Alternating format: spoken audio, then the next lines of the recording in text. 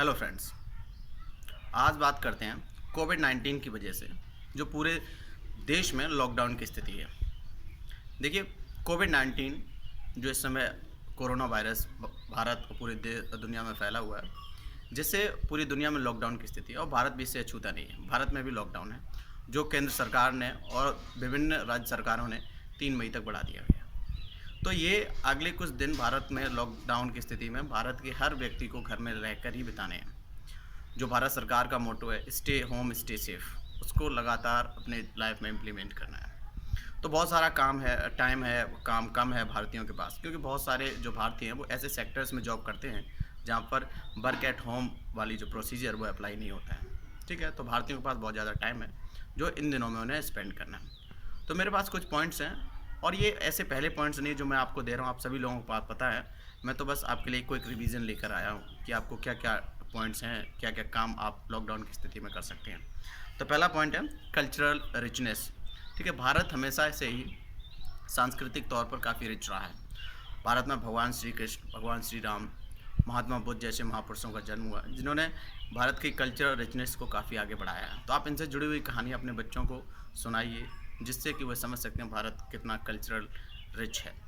Next, Bharat वीरों की भूमि रही है। भारत में सरदार भगत सिंह, चंद्रशेखर आज़ाद, नेताजी सुभाष चंद्र बोस जैसे वीरों ने जन्म लिया है। ठीक है, उनकी कहानी अपने बच्चों के साथ शेयर कीजिए, जिससे कि उनमें देश भावना, राष्ट्र प्रेम जागृत हो सके।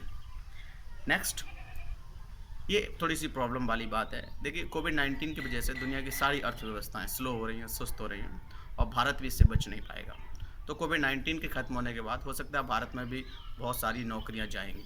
तो अगर नौकरियां जाती हैं तो जो लोग प्राइवेट सेक्टर में वर्क करते हैं, उन्हें थोड़ा सा अपना माइंड मेकअप कर लेना चाहिए कि शायद उनकी भी नौकरी चली जाए कहीं। तो इससे क्या होगा, अगर आप पहले से इस माइंड बना के रखे हुए, माइंड मेकअप आपका है, तो नौकरी जाने पर आपको इतना ज़्यादा दुख नहीं होगा। आप उसके ऑप्शन तलाशिए, आप क्या कर सकते हैं जिससे कि आप ऐसी सिचुएशन में डील कर सकें, आपकी फैमिली को कोई परेशानी ना हो। नेक्स्ट, कुकिंग को एक हॉबी के रूप में आप डेवलप कर सकते हैं। घर में माँ बहन किचन में जाती हैं, आप उनके साथ जाइए, थोड़ा उनका हाथ बटाइए और सीखिए किस तरीके से कुकिंग की जाती है। कुकिंग एक ऐसी हॉबी है जो आपको हमेशा काम आती है। ठीक है, मान लीजिए घर के सारे फैमिली मेम्बर्स कभी बाहर जाते हैं, आप घर में अकेले हैं, तो अगर आपको कुकिंग आती है तो आप अपने मनपसंद खाना बना सकते हैं, इंजॉय कर सकते हैं। ठीक है। Next, future planning. ये अलग अलग व्यक्ति के लिए अलग अलग अप्लाई होती है।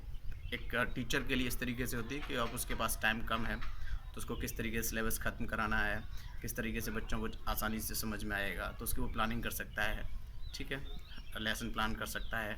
स्टूडेंट के लिए अलग प्लानिंग है। तो ये सब के लिए अलग अलग प्लानिंग है। तो जो आप जिस सेक्टर से रिलेटेड हैं, आप उसके लिए प्लानिंग कर सकते हैं। Next, decorate your home.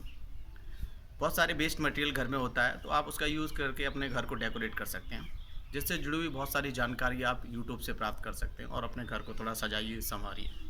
Next, learn an Indian language. देखिए, भारत में बहुत सारी भाषाएं बोली जाती हैं। ठीक है, जम्मू कश्मीर से तमिलनाडु तक बहुत सारी भाषाएं भारत में बोली जाती हैं। कोशिश कीजिए आप एक भारतीय भाषा सीखें, चाहे वो मराठी हो, कन्नड़ हो, तमिल हो, मलयालम हो, डोगरी हो, बोडो हो, ठीक है, राजस्थानी हो, गुजराती हो। आप यूट्यूब की हेल्प ले सकते हैं। यूट्यूब में बहुत सारे ऐसे वीडियोज़ हैं जहाँ से आप एक अपने मनपसंद की भाषा सीख सकते हैं। यकीन मानिए, ये आपके पर्सनैलिटी में बहुत कुछ ऐड करेगी। Next, know your parents. अपने पेरेंट्स को जानिए, आपके पेरेंट्स को क्या पसंद है, क्या नापसंद है, उनके साथ बैठिए सुबह शाम, और हो सके तो थोड़ी उनकी सेवा कीजिए, पैर दबाइए, और इससे आपको आंतरिक जो आत्म सुख है वो मिलेगा और आपके माँ बाप को बहुत बेहद खुशी, प्रसन्नता होगी। Next, know your countries.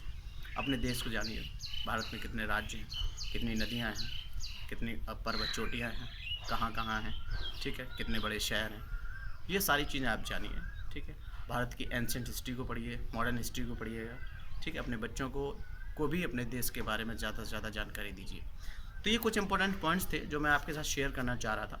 उम्मीद है इन सारे पॉइंट्स की वजह से जो आप घर में रहकर टाइम स्पेंड करने के लिए कुछ नए नए तरीके ढूंढ रहे हैं, वो तरीके, ये जो पॉइंट्स हैं, उन तरीक़ों पर आप यूज़ कर सकते हैं, इम्प्लीमेंट कर सकते हैं, जिसका आपका टाइम भी स्पेंड हो जाएगा और आपको बहुत सारे जो प्लस चीज़ें हैं अपने पर्सनैलिटी में ऐड करने को मिलेगी, जिससे आपका व्यक्तित्व है वो निखर कर बाहर आएगा। धन्यवाद।